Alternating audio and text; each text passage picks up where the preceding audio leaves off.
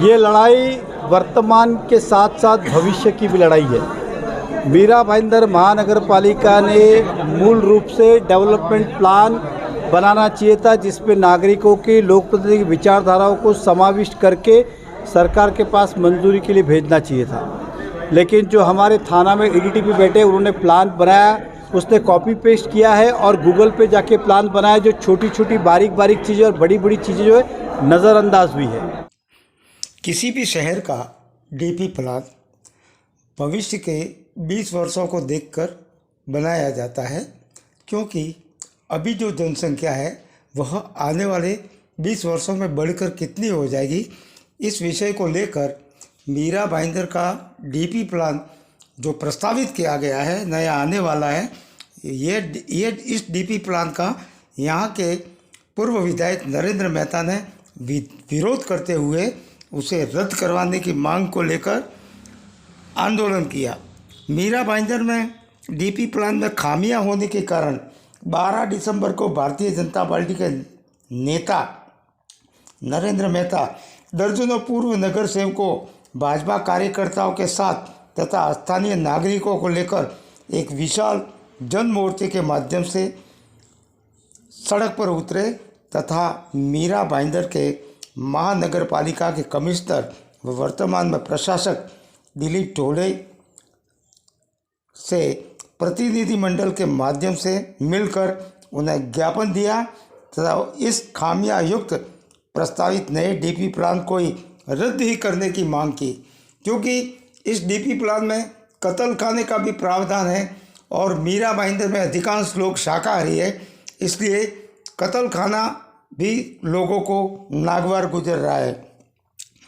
इससे पूर्व नरेंद्र मेहता का यह जनाक्रोश मोर्चा भाईंदर पश्चिम के अहिंसा चौक से रवाना होकर कमला पार्क पुलिस स्टेशन होता हुआ महानगर पालिका पहुंचा तथा वर्तमान में प्रशासक व आयुक्त दिलीप ढोले को ज्ञापन देकर विरोध प्रकट किया, जहां पर आयुक्त दिलीप ढोले ने उनकी मांगों को राज्य सरकार तक पहुंचाने का आश्वासन दिया।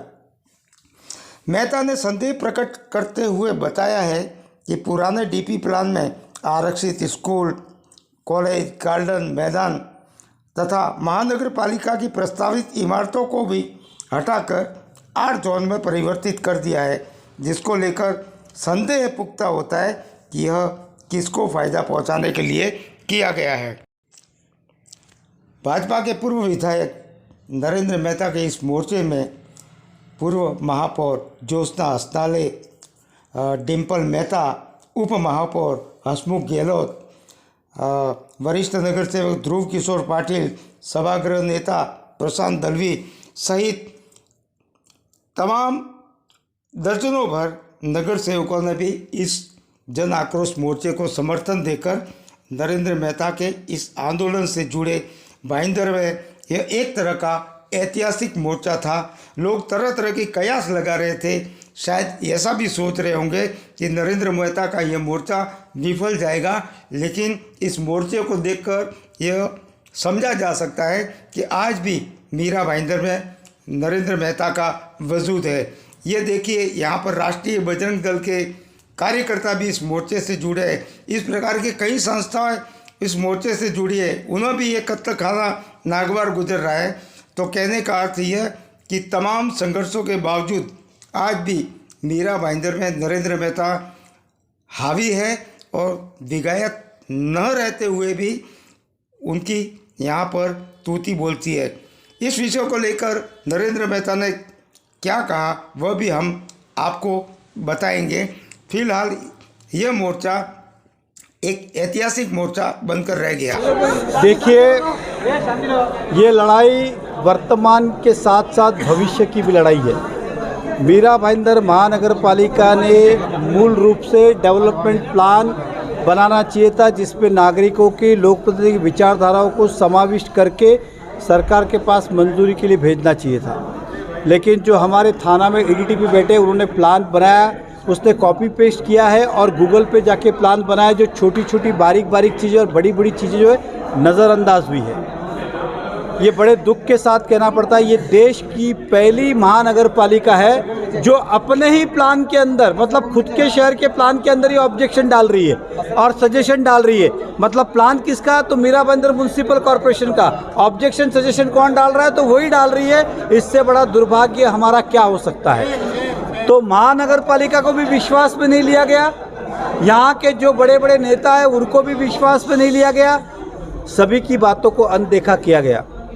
2017 तक जो प्लान चालू था उसके अंदर बहुत सारी त्रुटियां थी और बहुत सारे नागरिकों पे अन्याय हो रहा था, चाहे वो रीडेवलपमेंट की बात हो, कत्ल खाने की बात हो या अन्य आरक्षण की बात हो, चाहे डालने की बात हो या निकालने की बात हो।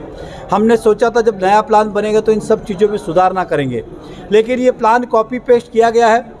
जिस जगह पे आज भी बिल्डिंग है वहाँ पे रोड दिखाए गए, जिस जगह पे बिल्डिंग है उसके ऊपर रिजर्वेशन दिखाए गए, कई सारे रिजर्वेशन से वंचित रखा गया है। अगर मैं स्लम की बात करता हूँ, झुग्गी बस्ती की भी बात करता हूँ, तो उसके ऊपर भी रिजर्वेशन है और आर जोन नहीं है।